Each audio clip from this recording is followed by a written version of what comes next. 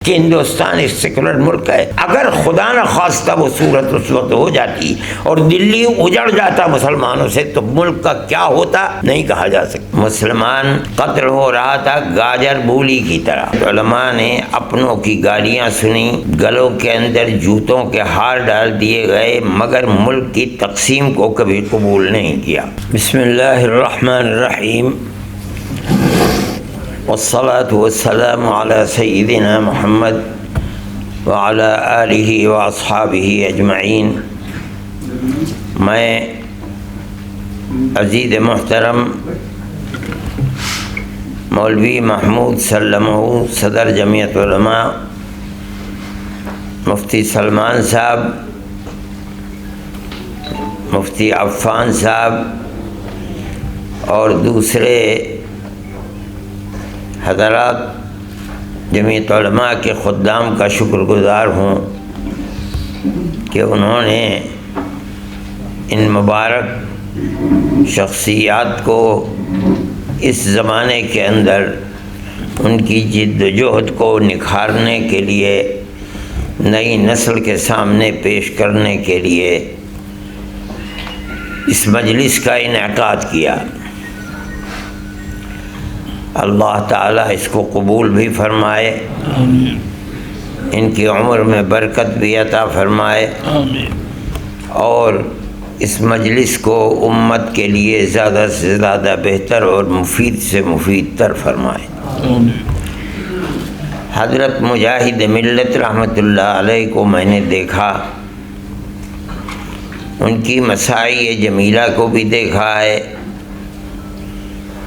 میں ان کی پوری زندگی،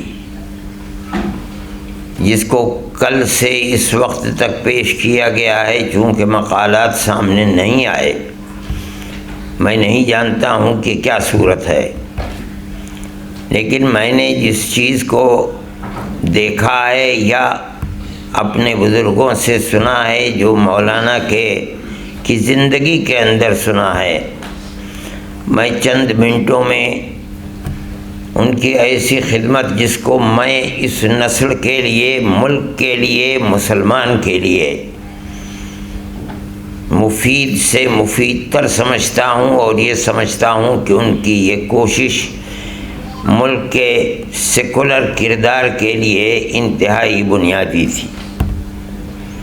مولانا ملک کی تقسیم کے بعد پوری جمعیت علماء ایک امتحان کا شکار تھی، اس لیے کہ جمعیت علماء نے اپنوں کی گالیاں سنی، گلوں کے اندر جوتوں کے ہار ڈال دیے گئے، مگر ملک کی تقسیم کو کبھی قبول نہیں کیا. مگر قضاء و قدر کا فیصلہ تھا، ملک تقسیم ہو گیا. ملک تقسیم ہونے کے بعد جو قتل و غارت گری شروع ہوئی، پنجاب برباد ہو گیا، لٹ گیا. ہریانہ اور یہ جو موجودہ میوات ہے، اس کے اندر سے ایک بہت بڑا طبقہ چھوڑ کر چلا گیا. دلی کے اوپر سب سے زیادہ نظر تھی اور یہاں قتل عام ہو رہا تھا. لوگ چھوٹے چھوٹے مجموعے ایک جگہ پڑے ہوئے تھے اور یہ سوچتے تھے کہ کس طرح ہم یہاں سے ہجرت کر جائیں. مسلمان قتل ہو رہا تھا گاجر بولی کی طرح. اس صورتحال کے اندر یہ مولانا کا کردار ہے. میں نہیں سمجھتا ہوں کہ کسی نے لکھا ہوگا اس کو، اس لیے کہ ان کی تاریخ کے اس پہلو کو ملک کے حالات کے پیش نظر بیان کرنے سے ہم خود کتراتے ہیں. ماحول ٹھیک رہنا چاہیے، ملک کا خراب نہ ہونا چاہیے. مولانا نے مولانا ابوالکلام آزاد کو پکڑا، یہ کہا کہ دلی کے اندر امن نہیں رہ سکتا، ختم ہو جائے گی دلی. مسلمان یہاں گاجر مولی کی طرح کٹ رہا ہے. اس کی ایک ہی صورت ہے کہ دلی کو جنوبی ہند کی فوج کے حوالے کیا جائے، ورنہ فرقہ پرست طاقت مسلمان کو دلی کے اندر زندہ نہیں رہنے دے گی. مولانا سے خود میں نے یہ بات سنی ہے، مولانا کے ہم نشینوں سے، حکیم اسماعیل صاحب وغیرہ سے، مرحومین ہے سب اس وقت تو، کہ مولانا سے یہ کہلوایا گیا پیغام بھیج کر کے آپ کو جن مسلمان خاندانوں کو بچانا ہے آپ ان کے نام دے دیجئے، باقی مسلمانوں کو چھوڑ دیجئے۔ مولانا نے کہا یہ کیسے ہو سکتا ہے، زندہ رہیں گے، سب زندہ رہیں گے، ہم ان کے ساتھ ہیں، ہم مر جائیں گے تو بات الگ ہے۔ مولانا ابوالکلام آزاد نے گاندھی جی کو اپنے ساتھ لیا، ان کی ذہن سازی کی، اور پھر پنڈت جی کے پاس گئے، ان کی ذہن سازی کی، اور اس کے بعد ظاہر ہے کہ اس میں بنیادی کردار گاندھی جی کا تھا۔ دلی کو فوج کے حوالے کیا گیا جو فوج جنوبی ہند کی تھی، اور وہ اس فرقہ پرستی کے زہر سے آزاد تھے۔ ملک کے اندر دلی کے اندر چند دنوں کے اندر امن قائم ہو گیا۔ گاندھی جی کے قتل کے اسباب بہت سے ہیں، لیکن ایک بہت بڑا سبب یہ ہے کہ جس دلی کو وہ مسلمان سے بالکل آزاد کرنا چاہتے تھے آزاد نہیں کر سکے۔ اس کے اندر گاندھی جی کا کردار بڑا بنیادی، لیکن جمعیت علماء سے، دفتر سے جمعیت علماء کی جو تحریک شروع ہوئی تھی اس کے اندر بنیادی کڑی حضرت مولانا عبد الرحمن صاحب تھے۔ مولانا ابوالکلام آزاد کو پکڑنا، گاندھی جی کی ذہن سازی کرنا، اس کے بعد پنڈت جی کی ذہن سازی کر کے دلی کو اس فوج کے یہی بنیاد ہے۔ سیکولرزم زندہ رہا، آج صحیح ہے کہ مر رہا ہے، جان نکل رہی ہے اس کی، لیکن بہرحال کہہ تو رہے ہیں کہ ملک سیکولر ملک ہے۔ اپنی زبان سے چاہے عمل سیکولرزم کے خلاف ہو، لیکن زبان سے کہتے تو دنیا میں یہ ہے کہ ہندوستان ایک سیکولر ملک ہے۔ اگر خدا نہ خواستہ وہ صورت اس وقت ہو جاتی اور دلی اجڑ جاتا مسلمانوں سے تو ملک کا کیا ہوتا نہیں کہا جا سکتا ہے۔ حضرت مولانا کی یہ خدمت میں نہیں جانتا ہوں کسی نے لکھی یا کہ نہیں لکھی، لیکن اس کو بیان نہیں کرتے ہیں لوگ، کچھ تو جانتے ہی نہیں، زمانہ گزر گیا، 75 سال پہلے کی بات ہے، کون جانتا ہے، ہم نے سنی ہے تو ہم آج کہہ رہے ہیں، ہم بھی تقریروں کے اندر اس کو بیان نہیں کرتے ہیں۔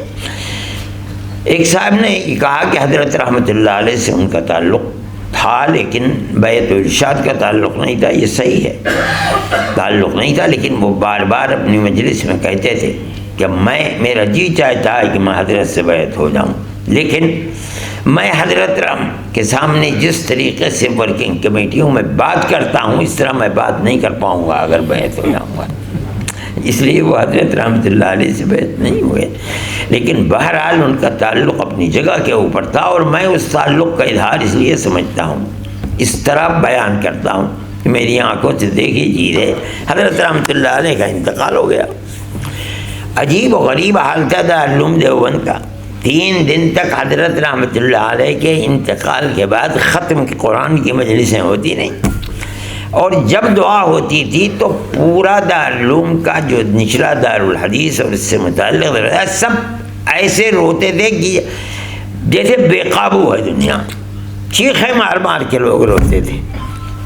مولانا عبد الرحمن صاحب بھی آئے اس کے اندر تقریر کرنے کے لیے، ختم قرآن ہوا، اس کے بعد وہ کچھ کہنے لگے، مگر ان کے اندر ہمت نہیں تھی، چند الفاظ بولے اور رونے لگے،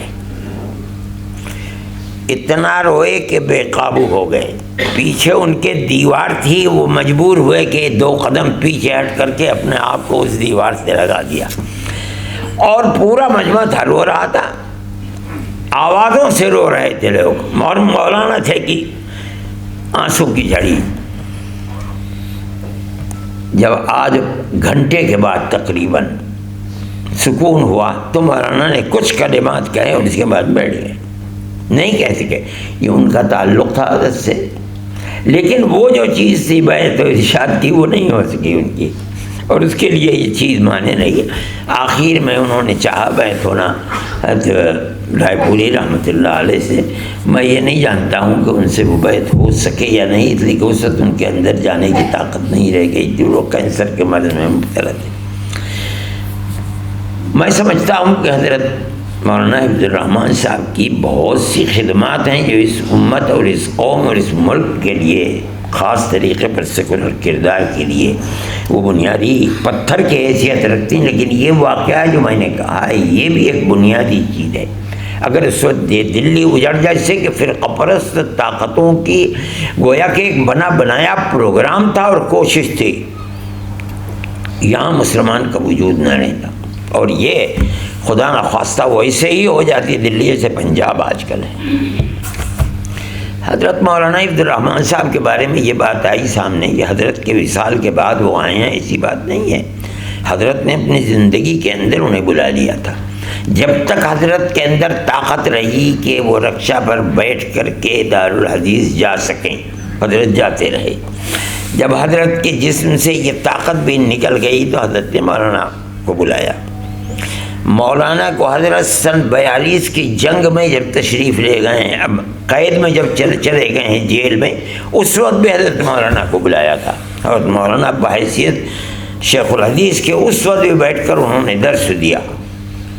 مولانا کو مدرسہ شاہی بھیجا تھا، وہاں کی طلب کے اوپر کہ ایک مدرس چاہیے، استاد حدیث چاہیے۔ مولانا حبیب الرحمان صاحب جو نائب محتمم اور محتمم بھی بنے دارالعلوم دیوبند کے، انہوں نے یہ کہہ کر بھیجا تھا کہ میں اپنا آدمی دے رہا ہوں تمہیں، جب مجھے ضرورت ہوگی دارالعلوم کے لیے میں لے لوں گا اس کو۔ چنانچہ حضرت نے اپنی پوری زندگی مدرسہ شاہی میں گزار دی۔ حضرت رحمۃ اللہ علیہ ان کو جانتے تھے، اور ان کا تعلق حضرت رحمۃ اللہ علیہ سے ایسے ہی تھا۔ میں خوب جانتا ہوں، میں نے خود دیکھا ہے کہ حضرت شیخ الحدیث صاحب، حضرت مولانا فخر الدین صاحب جب شورا ہوا کرتی تھی تشریف لاتے تھے، وہ شورا کے ممبر تھے دارالعلوم کے، اور میں نے دیکھا کہ جہاں طالب علم بیٹھ کر عبارت پڑھا کرتا تھا وہاں جا کر کے بیٹھ جاتے تھے اور عبارت پڑھنا شروع کر دیا کرتے تھے۔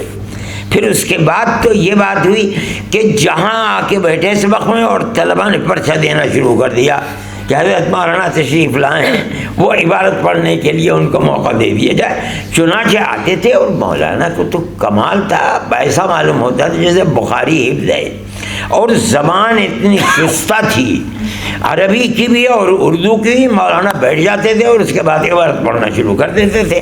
حضرت رحمۃ اللہ علیہ کو جہاں عام طریقے کے اوپر آخر سال میں جب بخاری ہوا، مجلس شورا ہوا کرتی تھی، تو اس وقت تو روایتاً بخاری پڑھائی جاتی، حضرت مولانا بیٹھ کر کے پڑھتے رہتے تھے۔ حضرت کو جہاں بولنا ہوتا تھا وہاں بول دیتے تھے۔ حضرت رحمۃ اللہ علیہ کا تعلق ان سے تھا۔ سن 42 کی جیل میں گئے، اس وقت بھی بلایا، اور جب آپ سبق پڑھانے کے لائق نہیں، طاقت آپ کی جس میں رہی، آپ نے ان کو بلا کر کے وہاں سے خود، میں نہیں جانتا ہوں کہ مجلس شورا سے بات ہوئی یا نہیں ہوئی، میں نہیں جانتا ہوں، مجلس شورا کا وہ وقت بھی نہیں تھا۔ حضرت نے ان کو بلایا، اور بلا کر کے اگر بات ہوئی ہوگی حضرت محتمم صاحب قاری طیب صاحب سے ہی ہوئی ہوگی، اور کوئی چیز نہیں تھی، بیٹھال دیا وہاں بیٹھ۔ چنانچہ حضرت نے سبق پڑھانا شروع کر دیا۔ یہ حضرت کے اس تعلقات، جس وقت حضرت بستر علالت پر تھے، میں نے ایک خط حضرت کے پاس میرے چچا کا آیا، حضرت نے مجھ سے فرمایا کہ اس کا جواب یہ لکھ دو، یہ لکھ دو، یہ لکھ دو۔ میں وہیں برابر میں بیٹھا ہوا تھا، درمیان میں ایک دیوار تھی۔ حضرت مولانا جا رہے تھے مراد آباد، مولانا فخر الدین صاحب رحمۃ اللہ علیہ۔ صبح کو اجازت چاہیے، میں ملنا چاہتا ہوں، تو مجھے یہ یاد نہیں کہ میں نے ہی لا کر کے بیٹھا رہا وہاں پردہ کرا کے یا کسی اور نے، چنانچہ لا کر کے بیٹھ گیا۔ میں جا کر کے خط لکھنے لگا۔ تھوڑی دیر میں نے دیکھا کہ بات کرتے کرتے حضرت رحمۃ اللہ علیہ ہچکیاں لگ گئیں روتے روتے۔ اب میں نے تو کبھی کسی کے سامنے حضرت کو اس طرح روتے ہوئے دیکھا نہیں نا۔ میں ایک دم اٹھ کے وہاں سامنے آیا تو مولانا فخر الدین صاحب سر جھکائے بیٹھے ہوئے، اور حضرت رحمۃ اللہ علیہ، اور بار بار یہ کہہ رہے ہیں کہ مولانا میں سنتوں پر عمل نہیں کر پاتا۔ یعنی اس موت کے وقت میں جو چیز حضرت کو کھائی جا رہی تھی وہ یہ تھی کہ سنتوں پر عمل نہیں ہو رہا، اور مولانا فخر الدین صاحب بالکل سر جھکائے بیٹھے ہوئے تھے۔ تھوڑی دیر میں جب دونوں کو سکون ہوا تب اس کے بعد اٹھے اور حضرت اجازت لے کر کے باہر آئے اور سیدھے اسٹیشن چلے گئے۔ حضرت ابھی مراد آباد گھر نہیں پہنچے یقیناً، اس لیے کہ وہ پیسنجر گاڑی تھی، پہلے سہارنپور جاتی پھر وہاں سے وہ جاتے ہیں راستے میں۔ حضرت کا تو ظہر کے بعد، ظہر سے پہلے حضرت جو کھانا کھا کے آرام کرنے کے لیے اٹھے تو جب اٹھانے گئی والدہ تو حضرت کا انتقال ہو چکا تھا۔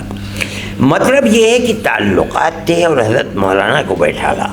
ہم لوگ یہ جانتے ہیں، حضرت شاہ، میں نے یہ بات ان کے نانا سے سنی ہے، وہ حضرت شاہ صاحب کے شاگرد تھے مولانا حمید الدین صاحب، کہ حضرت شاہ صاحب رحمۃ اللہ علیہ کے شاگردوں میں 3 آدمی تھے،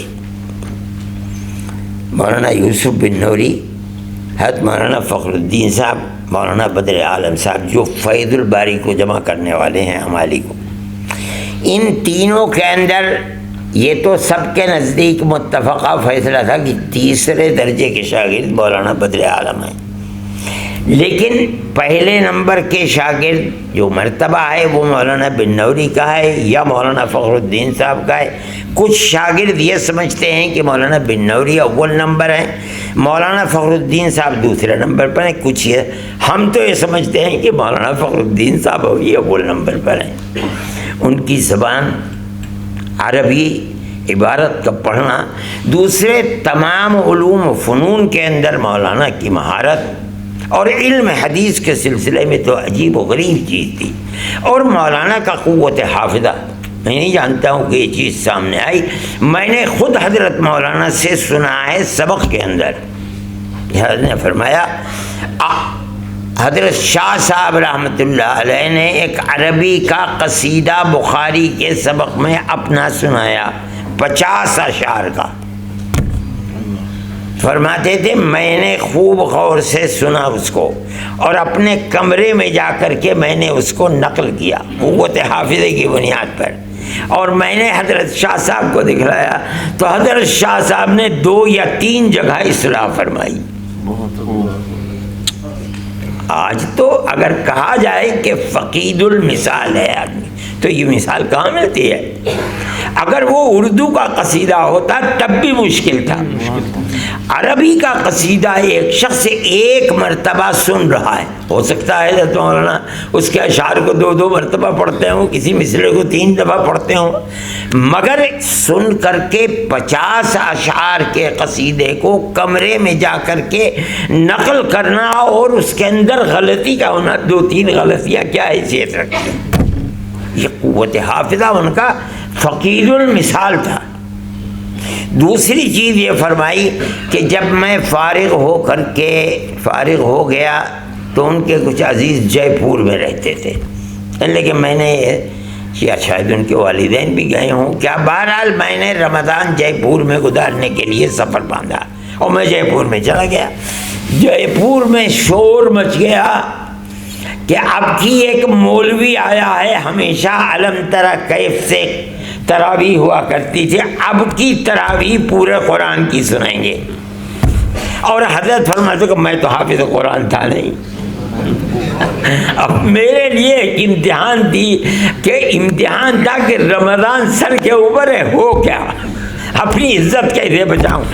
فرمانے لگے کہ میں نے تہیا کر دیا، میں سحری کھا کر کے مسجد میں حفظ کرنے کے لیے بیٹھ جاتا تھا اور مغرب تک میں 1 سپارہ حفظ کر لیتا تھا۔ میں نے خود سنا ہے حضرت کی زبان سے، اور میں نے پورا قرآن تراویح میں اسی طرح سنا دیا۔ کہاں ہے ایسے آدمی کے اندر کیا تھا؟ آج تو فقید کہیں ملتے ہی نہیں ایسا آدمی، پورے قرآن کو روزانہ 1 سپارہ حفظ کر کے اور پورے قرآن کو تراویح کے اندر سناتے، کہاں ہیں ایسے آدمی؟ حضرت رحمۃ اللہ علیہ کے یہ واقعات ایسے ہیں، ان کی جو زندگی ہے اور انہوں نے کام کیے، اپنے جو ان کے تربیت دینے والے لوگ تھے، حقیقت یہ ہے کہ دارالعلوم کے اندر کچھ چیزیں ایسی تھیں جو حضرت رحمۃ اللہ علیہ پر ختم ہو گئیں، علم حدیث، دوسرے علوم فنون۔ حضرت نے یہ سارے علوم و فنون مکہ معظمہ مدینہ منورہ میں پڑھائے تھے۔ میرے جو چچا تھی وہ کہتے تھے کہ میں نے سلم العلوم تمہارے والد سے میں نے پڑھی ہے حرم کے اندر۔ اس کے ساتھ ساتھ علم حدیث، اور تیسری چیز وہ تھی جو انہیں حضرت مولانا گنگوہی رحمۃ اللہ علیہ اور حضرت شیخ الہند رحمۃ اللہ علیہ کے قربت کی بنیاد پر جو علم تصوف ملا تھا، یہ تمام کی تمام چیزیں حضرت رحمۃ اللہ علیہ تک دارالعلوم کی دارالحدیث کے اندر جمع رہیں۔ اس کے بعد علم حضرت مولانا فخر الدین صاحب ان کی کوئی کلام نہیں تھا، وہ چیز الگ تھی کہ وہ تربیت جو حضرت گنگوہی رحمۃ اللہ علیہ سے علم تصوف کے حاصل ہوتی، وہ موقع حضرت شیخ الحدیث صاحب رحمۃ اللہ علیہ کو نہیں ملا۔ لیکن ان کے بعد وہ چیز بھی حقیقت یہ ہے کہ ان کمالات کا آدمی اب دارالعلوم کو بھی میسر نہیں ہے، اس کا عشر بھی میسر نہیں ہے، یہ کمالات کہاں سے آئیں گے؟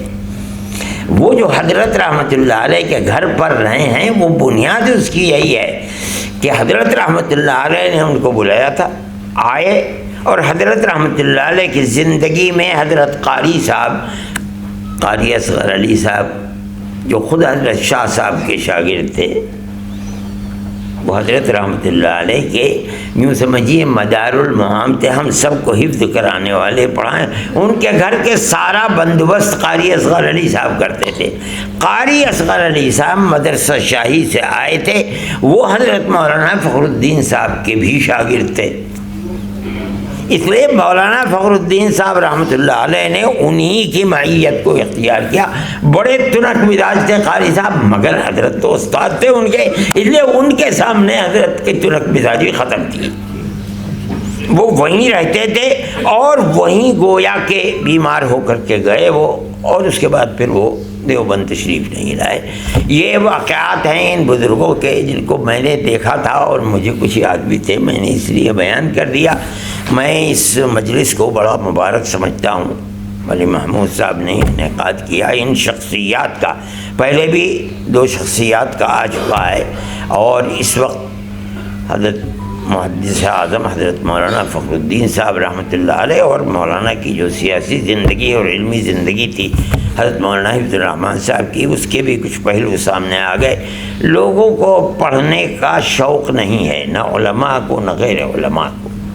اب تو چیزیں بس ایسی ہیں کہ جو جہاں لگا ہوا ہے اپنا کام کر رہا ہے، ورنہ حقیقت یہ ہے کہ یہ ایک بہت بڑا موضوع تھا، جو موضوع سامنے آیا ہے اس کو پڑھنے کی ترغیب دینی چاہیے اپنے بچوں کو کہ وہ پڑھیں اور پڑھ کر کے ان سے سبق حاصل کریں۔